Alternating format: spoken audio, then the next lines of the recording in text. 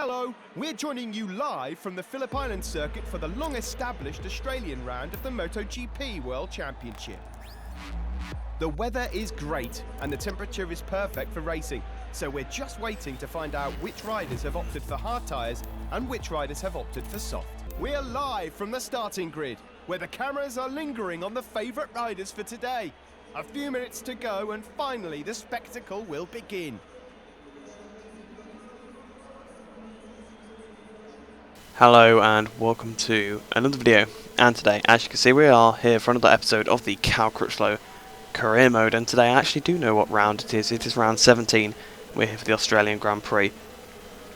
I just realised that it's actually on the file name of all of the way I save it. I have the round number on the file name, so I'm not really sure why I couldn't figure it out last time, but there you go. That's just me being a bit of an idiot. I think we all know that I am a bit of an idiot sometimes, but obviously, we wrapped the championship up a couple of weeks ago. Well, not a couple of weeks ago, a couple of races ago, sorry. And we managed to win again in Japan, so that gave us a solid 400 points. A crash for Dovi. In fact, 2 crashes for Dovi, left him with 1 point, I think. So now he's 136 points down. And Marquez is only 32 points off him now, which is still quite a big margin. But if Dovi was to have another bad race, Marquez could close right up to that, and there could be a tight battle between those two for second. The two factory Yamahas, who are really my concern at the moment, on 4th and 5th, with Vinales at 216 and Valentino Rossi on 195. And the reason they are obviously my concern, or my main concern, is because we are battling them for the Constructors' Championship, which we managed to after a crash for Valentino Rossi with Jarmir, which is actually quite funny that they actually had a collision in the real life race today, and the other day they had a collision in my career mode. It's a bit weird, but we are 11 points down on them. And then Ducati and Honda are tied on points behind us, so those two are definitely going to be Repsol Honda, sorry, and factory Ducati are right behind us. Just to be clear, obviously it's not the Constructors' Championship, it is the Teams' Championship. I think I keep calling it the Constructors by accident. It's the Teams. Not that there's really, well, there is a big difference because it's by team rather than by manufacturer.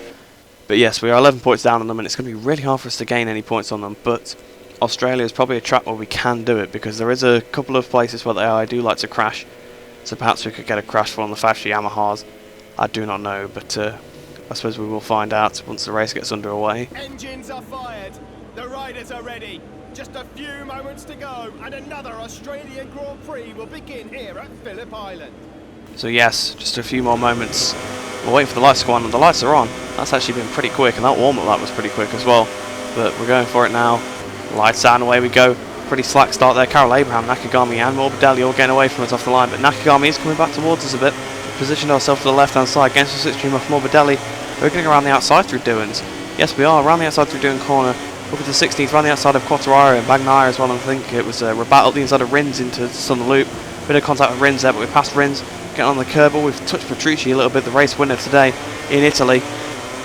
Trying to get out the Southern Loop as best we can. Paul Espargaro moves over us a little bit there. Good move by Paul, actually. Good defensive manoeuvre.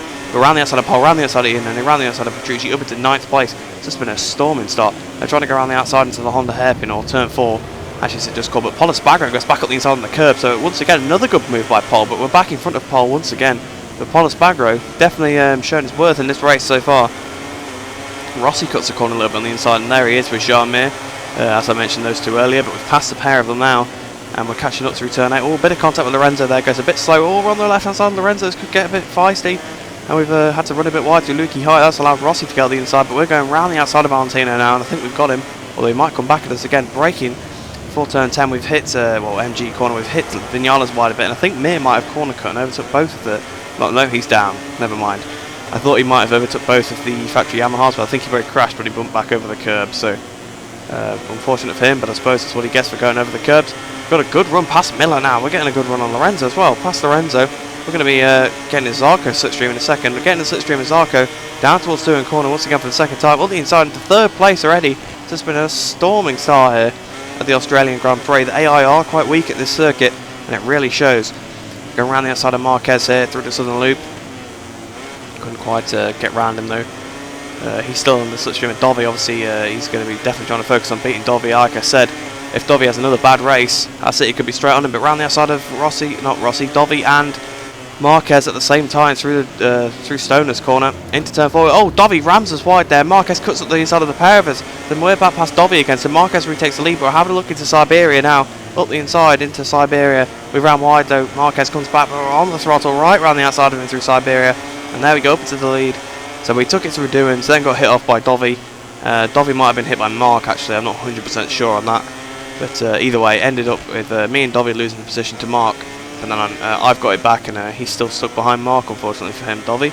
But we're going to try and break him just like we did in Japan. But we ran a bit wide through turn 10, and Marquez had another look back there through MG.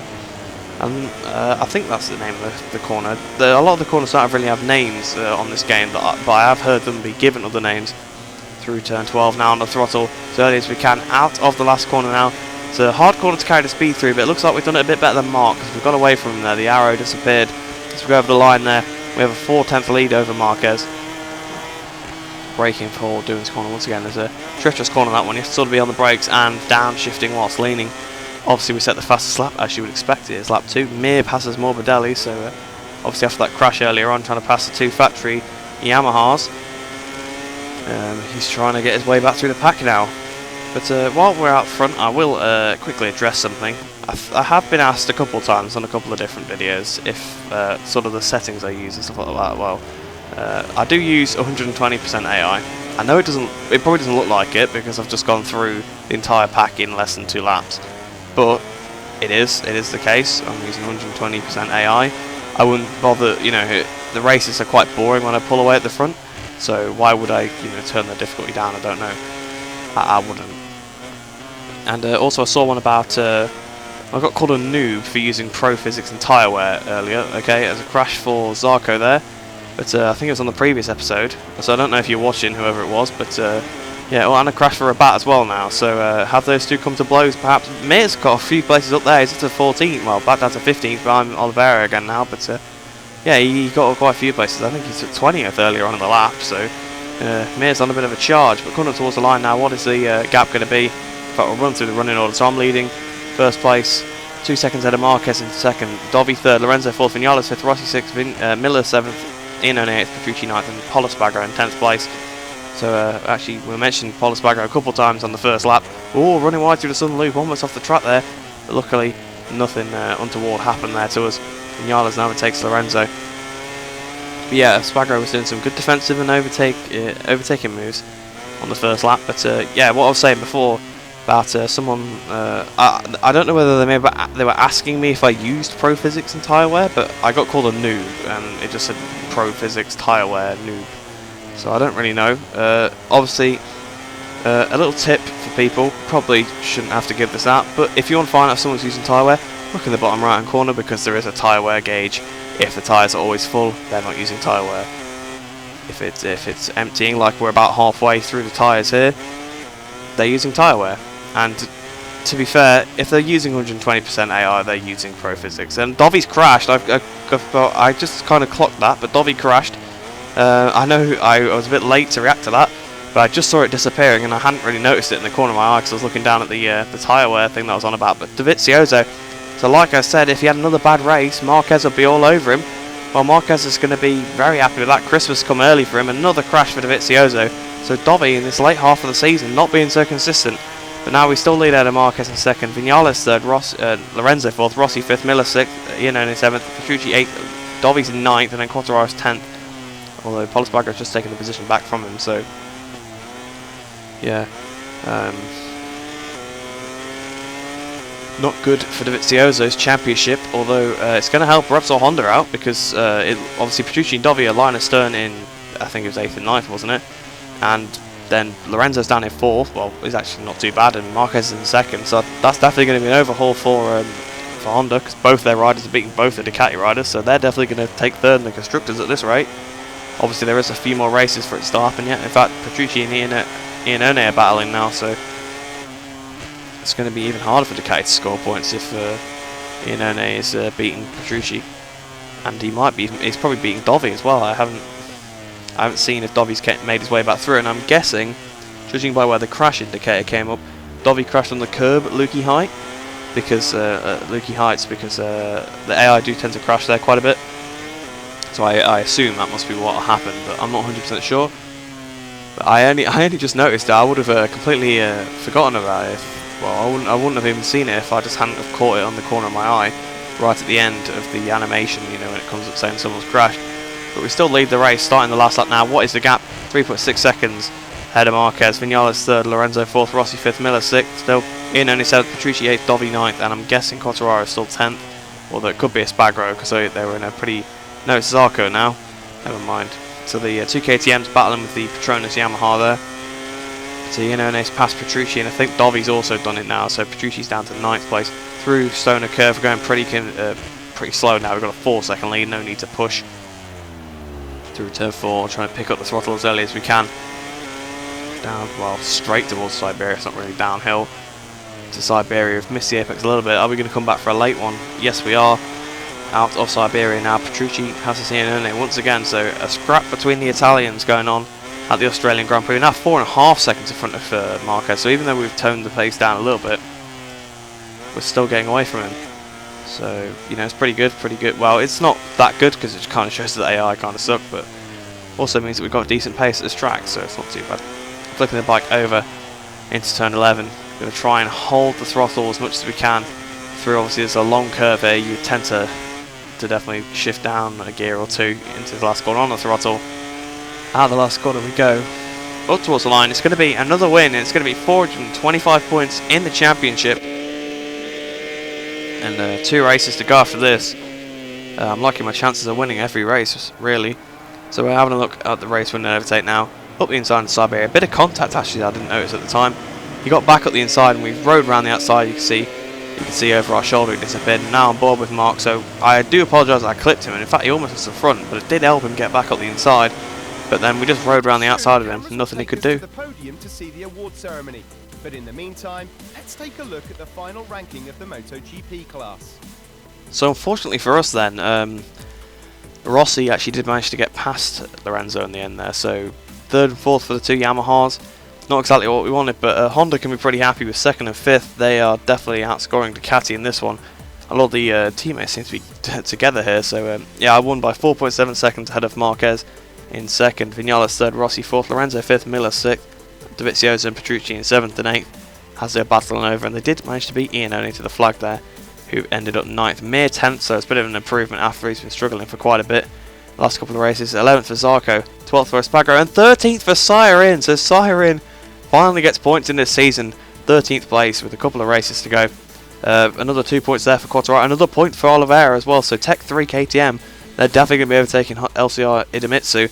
16th for Rins, that's a pretty weak showing there. But I'm sure they'll be getting some champagne in Tech 3 tonight. Double points score. 17th for Nakagami, so almost another point scoring position for him. 18th for Bang Knight, 19th for Spagro, 20th for Morbidelli, 21st for Abraham, and 22nd for Rabat. I think Rabat did crash, didn't he? So that would explain it. And I think maybe Bang Knight crashed as well, if I'm not mistaken, but I can't be too sure. A lot of people tend to. In fact, Mir crashed. So actually, Mir got 10th after crashing, not too bad. In the championship then, we extend our lead to 152 points now ahead of Andrea Dovizioso. Marquez closes to, what's that, 21 points? Yeah, 21 points behind Dovizioso now. So, you know, like I said, another bad race and he'd be straight on him. 20 points for second, 25 for the win, if he can manage to win, although I don't really see it being that possible. Vinales 232, Rossi 208, so pretty much everyone's staying where they are. Lorenzo still 6th, Miller 7th. He's definitely pulled away from that little group. Petrucci now up a couple of positions. Mir stays where he is. Zarco goes down a couple of positions. 108 points still for Alex Rins. He sort of dropped away from that closely, knitted bunch there. They were all quite a few. There were a few points apart, and now Lorenzo's got away from the front. Rins dropping back from the back. Iannone 12th still. Spagro 13th. Bagnaia 14th. 15th for Quartararo. 16th for Rabat. 17th for Spagro. Siren moves up to 18th in the championship. 3 points to his name now. Oliveira also stays where he is, but another point added to his tally. 20th for Nakagami, unfortunately moves down a couple of positions now. Obviously only has 2 points compared to the other two. And now only 2 non-scorers, Morbidelli and Abraham in 21st and 22nd. Constructors, as per usual, just sort of stays exactly the same. the gaps are pretty big. It's not like a lot's going to happen. Aprilia only 3 points away from getting 100 now. I think it could be possible because Ian One, you know, getting a strong finish, 9th place. You know, if he got another one of those, it'd be easily done. Movistar Yamaha, not Movistar, the Monster Yamaha now. Monster Energy Yamaha extend their lead to 15 points ahead of us in the championship, so it's going to be hard for us to hunt that down. I was correct. Repsol Honda do now move ahead of Ducati. So the last few races, Ducati have really dropped away. They had a solid, you know, points lead over Honda, and now Honda have a pretty good solid points lead over them. You know, 14 points. That was you know, not great for them. But 5th place still for Suzuki, 6th for Red Bull KTM, 7th for Alma Pramac, 8th for Aprilia Grassini, 9th for Petronas Yamaha still. Obviously another 2 points added to their total. Still non-contributed by Morbidelli yet, but another 2 points added to the total by Quartararo, so 24 points now in total for that team. 10th for still for Avintia, and as I said earlier on, Red Bull KTM Tech 3 do move ahead of LCR Honda Idemitsu in the championship because they've now got 6 points compared to just 2 for LCR Honda Idemitsu. But I hope you've enjoyed. I know that was not the most interesting race again, sort of pulled away at the front, but not a lot you can do. Obviously it is interesting to have a look at these little championships so you can sort of see as the race goes on, you know, watch out for who's where. I find that quite interesting when I'm, maybe not so much when I'm recording because I'm focusing on trying to stay on the bike, but when I'm doing the audio afterwards, yeah, it's quite fun. But I hope you did enjoy this video, I hope you enjoy the rest of your day, and I shall see you in the next video. These days the podium is extremely valuable. MotoGP has never had so many competitive riders at the same time. Today they were at their best and they deserve to celebrate. The level of the championship is only getting better. Consistent results seem to be the secret to a good season.